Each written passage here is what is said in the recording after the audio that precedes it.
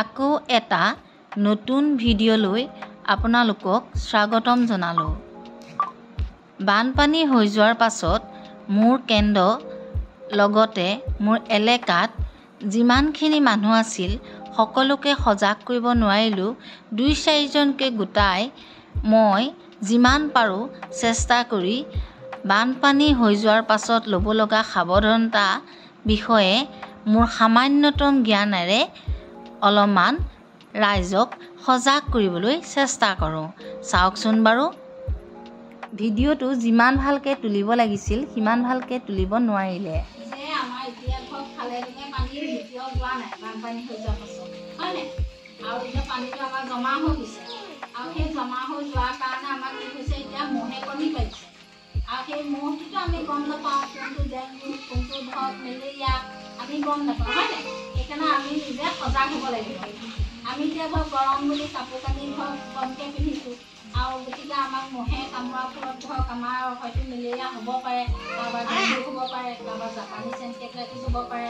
এতিয়া আমি বাৰীত ধৰক কাম কৰোঁতে গৰম মেলি ধৰক গেঞ্জি এটা পিন্ধিয়ে কাম কৰিছে, কিন্তু ধৰক চোলা এটা পিন্ধি পেলাই কাম কৰিব লাগে। তেতিয়া মানে কি হয়, মহে তাৰমানে পটককৈ এটেক কৰিলে বীজাণুটো মহে সোমোৱাব নোৱাৰে। মই যিটো মুখৰ হেৰি সেই লালতি গন্ধটো দিলোঁ, তাৰ সোমটোৱে মানে লালতিটো সেই বীজাণুটো সোমোৱাই দিয়ে। যেতিয়া চাৰ্টটো পিন্ধি দিব কি কাপোৰটো তাৰ হেৰিটো নেযায়গৈ, বীজাণুটো নেযায়গৈ, গম পাইছে নাই? সেইকাৰণে দীঘল হাতৰ চাৰ্ট পিন্ধিহে বাৰী ঘৰত কাম কৰিবলৈ কৈছে। পিছফালে আমি যেতিয়া লেতেৰা জেগা চাফা কৰোঁ তাত কণীখিনি পাৰি থাকে। চাবচোন সৰু সৰু পানী কেনেকৈ নাচি থাকে, সৰু সৰু হয় নাই?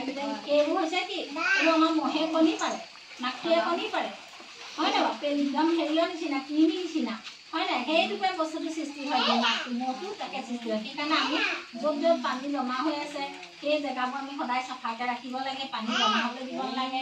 আমি এতিয়া দৈ কলহ চলহ কি কৰোঁ, পেলাই থৈ দিওঁ পিছফালে, দৈ কলহটো ভাঙিয়ে পেলাই দিব লাগে। কেলৈ দৈ কলহটো যদি থৈ দিয়ে তাত কি হয়, সেই পানীটোত মহে বা মাখিয়ে কণী পাৰিব পাৰে, গম পাইছে নাই? তাৱাই চাই আমি পিছফালে থৈ দিওঁ। আৰু সন্ধিয়া লগা আপোনালোকে কি কৰিব, মই চমুকৈ কৈছোঁ আপোনালোকক, সন্ধিয়া লগা ধূনা জ্বলাব। কেলৈ ধূনা জ্বলাবলৈ কৈছোঁ, ধূনা এইবিলাকে দিবলৈ কৈছোঁ, ঘৰৰ ভিতৰত যাতে মহটো নোসোমায়। দৰজা খিৰিকী মাৰি দিব সন্ধিয়া লগা, আৰু মাৰি লৈ পেলাই ভিতৰত ধূনাটো দি দিব। আৰু তেতিয়া মানে কি হয়, তেতিয়া মহ চৌ যদি কিবা আছিলেও সেয়া ওলাই গুচি যাব। ধূনা দিয়াৰ লগে লগে ক'ৰবাৰ ভিতৰত সোমাই থাকে যদি। আৰু আঁঠুৱা ব্যৱহাৰ কৰিব, আঁঠুৱা ব্যৱহাৰ কৰিব ৰেগুলাৰ শুওঁতে। আঁঠুৱা যাতে ব্যৱহাৰ নকৰাকৈ কোনো নাথাকে, গম পাইছে?